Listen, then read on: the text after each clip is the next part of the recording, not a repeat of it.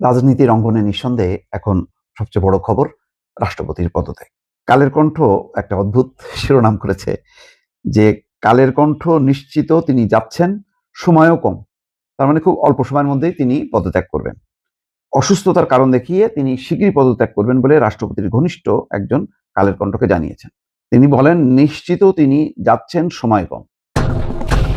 বৃহস্পতিবার কালের কণ্ঠ বঙ্গভবনে যোগাযোগ করে এই সময় রাষ্ট্রপতির ওই ঘনিষ্ঠজন সহ বেশ কয়েকজন কর্মকর্তার সঙ্গে কথা হয়। তবে বঙ্গভবন বা সরকারের পক্ষ থেকে এখনো আনুষ্ঠানিক কোনো বিবৃতি আসেনি। বঙ্গভবনের একাধিক সূত্র বলেছে, সরকারের পক্ষ থেকে রাষ্ট্রপতিকে তার সুবিধাজনক সময়ে স্বেচ্ছায় পদত্যাগের অনুরোধ জানানো হয়েছে। অর্থাৎ এটা নিয়ে কোনো চাপাচাপি না। সরকার চাইছে না রাষ্ট্রপতি তার পদে থাকুক, সুতরাং রাষ্ট্রপতি যেন স্বেচ্ছায় পদত্যাগ করেন। তাহলে আর সেই বদরুদ্দোজা চৌধুরীর সময় যে এইরকম টানাপোড়েন তৈরি হয়েছিল, পরে তিনি বাধ্য হয়েছিল পদত্যাগ করতে, ওইরকম পরিস্থিতি যাতে তৈরি না হয় এবং এটার যাতে সুযোগ আবার কেউ নিয়ে মাঠে ঝাঁপায় না পড়ে। তো সুতরাং এটা খুবই শান্তিপূর্ণভাবে নিয়ম মাফিক করতে চায় সরকার, এটা বোঝা যাচ্ছে। তিনি মানসিকভাবে প্রস্তুতি নিয়েছেন, আগামী কয়েকদিনের মধ্যে সাংবিধানিক প্রক্রিয়া অনুসরণ করে পদত্যাগপত্র জমা দিতে পারেন। পদত্যাগের জন্য তার হাতে সময়ও খুব কম বলে জানিয়েছেন। সূত্র বলছে, পদত্যাগের পর তিনি কিছুদিন বিশ্রামে থাকবেন, তারপর চিকিৎসার জন্য বিদেশেও যেতে পারেন, শিওর না। রাষ্ট্রপতি পদত্যাগ করলে সংবিধান অনুযায়ী স্পিকার সাময়িকভাবে রাষ্ট্রপতির দায়িত্ব পালন করবেন। এরপর নির্ধারিত সময়ে জাতীয় সংসদ সদস্যদের ভোটে, অর্থাৎ এরপরে যখন কি সেশন ডাকা হবে অথবা বিশেষ অধিবেশন ডাকা হইতে পারে, নতুন ভোটে রাষ্ট্রপতি নির্বাচিত হবেন।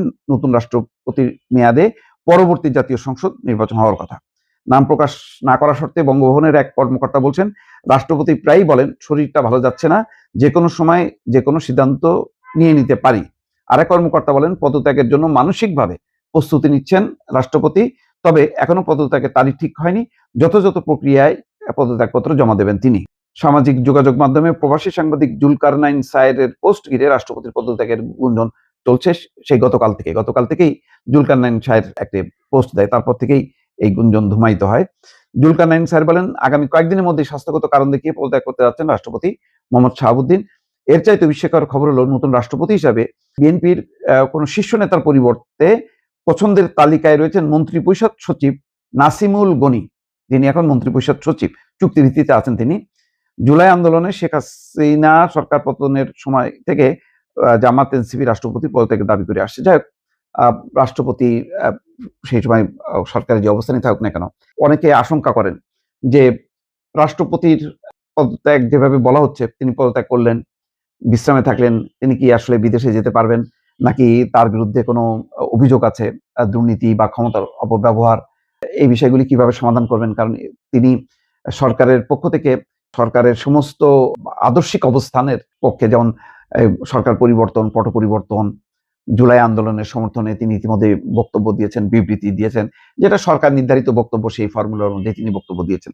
এরপর এই ঘটনায় আওয়ামী লীগ মহল তারা ক্ষুব্ধ যে এরকম লোককে কেন রাষ্ট্রপতি করা হলো।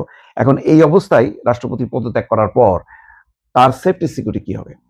তিনি কি বিদেশে চলে যেতে পারবেন, নাকি দেশেই থাকবেন অন্য রাষ্ট্রপতির মতন, যেমন রাষ্ট্রপতি আব্দুল হামিদ আছেন, তার বিরুদ্ধে তো কোনো পদক্ষেপ সরকার নেয়নি।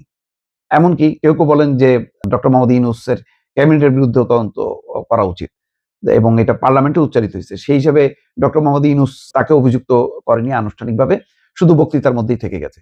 রাষ্ট্রপতি শাহাবুদ্দিনের বেলায় কি হবে? তার বেলায় কি একই পথ অনুসরণ করা হবে, নাকি পদত্যাগ করার পরে তিনি আটক হতে পারেন, গ্রেপ্তার হতে পারেন, তার বিরুদ্ধে আনুষ্ঠানিক অভিযোগ আনা হতে পারে, এমন কিছু আছে কিনা বিষয়টা এখনো কিন্তু নিশ্চিত না।